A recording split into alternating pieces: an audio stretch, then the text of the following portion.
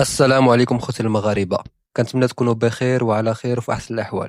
مرحبا بكم في فيديو جديد معنا في القناة. الفيديو اللي غنتحدثوا فيه على الفوز والتأهل ديال المنتخب الوطني المغربي لمباراة نصف النهائي من كأس إفريقيا للمحليين من بعد الفوز ديالنا على منتخب تنزانيا بنتيجة هدف مقابل لصفر. الماتش اللي كان في دار السلام في تنزانيا يعني في الأرض وقدام الجمهور ديال الخصم، لكن بالرغم من هادشي كامل المنتخب المغربي قدر يكتسح الأرض والجمهور ويتأهل للدور القادم دور نصف النهائي. منتخب تنزانيا ماشي هو المنتخب الوحيد صاحب الأرض والجمهور اللي تقسم هذا الدور هذا، بل حتى منتخب كينيا اللي كان معنا في نفس المجموعة واللي تأهل متصدر ليها حتى هو تقصى قدام منتخب مدغشقر بركلة الترجيح من بعد ما سال الوقت الأصلي بالتعادل هدف مقابل هدف، وبالتالي جوج من أصل ثلاثة ديال المنتخبات أصحاب الأرض والجمهور كيتقصاو. قبل ما ندوي في الماتش ديالنا بغيت منكم تخليو اشتراك في القناة باش تساعدوني نكمل ونطور من المحتوى اللي كنقدم. المهم بخصوص ماتش المنتخب الوطني اللي المدرب طارق السقسيوي اللي بدا بهذه التشكيله هذه هي اللي غتكون رسميه، حيت كان تما الحرار في حراسه المرمى كل من مشخشخ والباش كقلبي الدفاع. المدرب اللي اختار هذا الثنائي عكس ما توقعت انا،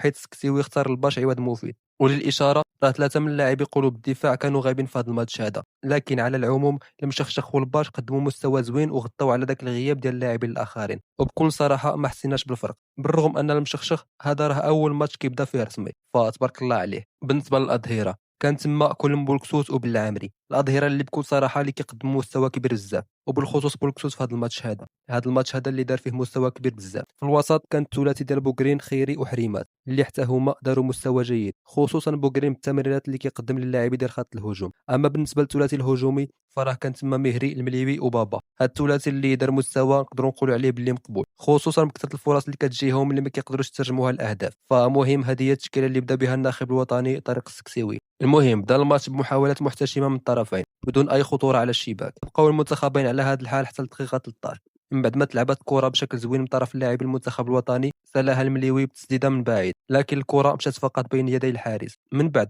بالضبط في الدقيقه 18 منتخب تنزانيا كيرد علينا التسديده اللي لقات الحرار حاضر اللي كيخرجها للزاويه. من بعدها بدقيقه واحده صابر بوغرين كيعطي كره بطبق من ذهب للمليوي، لكن هذا الاخير كيضيع هذه الكره هذه. في الدقيقه 29 منتخب تنزانيا كيدير محاوله من بعد ما ترفعت الكره من الجهه اليمنى لقات مقاسيه من طرف لاعب المنتخب التنزاني، لكن الكره مشات بعيده على المرمى. دقيقه 37 بولكسوت بدورو كيجرب التسديد من بعيد، لكن التسديده ديالو لقات تدخل الحارس. من بعد وبالضبط في الوقت البدل الضائع من الشوط الاول منتخب تنزانيا جاتهم اخطر فرصه باش يسالوا الشوط الاول متقدمين، لكن لحسن الحظ المهاجم التنزاني ما عرفش كيفاش يتعامل مع الكره، وبهذه النتيجه ديال التعادل السلبي كيصل الشوط الاول.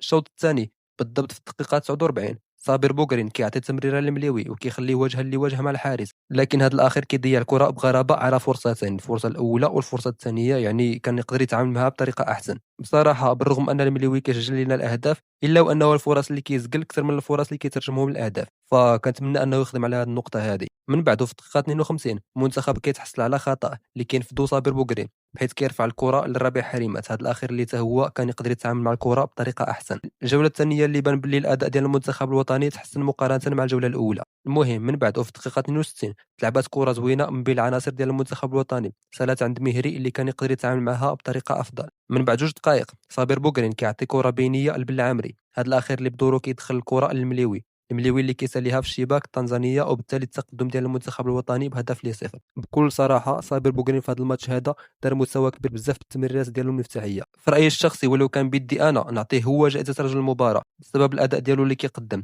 لكن حتى حريمات يستاهل بالدور ديالو اللي كيلعب والتوازن اللي كيعطي للفريق.